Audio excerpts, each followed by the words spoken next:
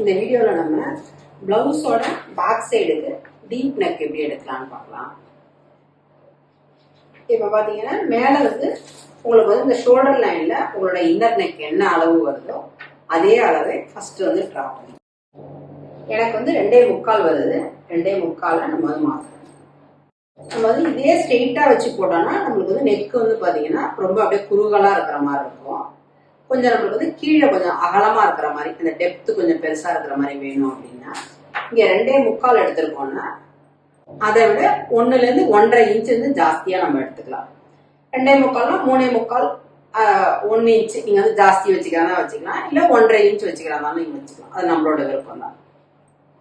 மேலே இருக்கிற அளவை விட 1.5 இன்ச்சு ஜாஸ்தி எடுத்துக்கலாம். கீழே எடுத்துட்டு நம்ம ஒரு லைன் போட்டுக்கலாம். மேலேருந்து இப்படி ஸ்லாண்டிங்காகவும் லைன். நம்ம இந்த மெத்தட்ல எடுத்துக்கும் போது பாத்தீங்கன்னா நம்மளுக்கு ஷோல்டர் எதுவுமே ஃபால் ஆகாது. இதே அளவுக்கு நம்ம மேலேயும் எடுத்துட்டோம்னா ஷோல்டர் நம்மளுக்கு ஃபால் ஆகிட்டே இருக்கும். இந்த டைப்ல உங்களோட இன்னர் நெக் அளவை கரெக்டா எடுத்துங்க. கீழே இந்த டெப்த்தை மட்டும் கொஞ்சம் ஜாஸ்தி எடுத்துக்கலாம்.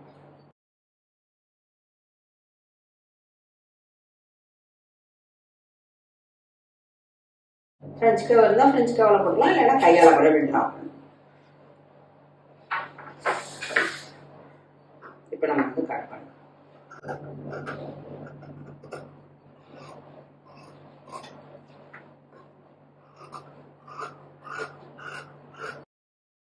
பாத்தீங்கன்னா அழகான கிடைச்சிருச்சு.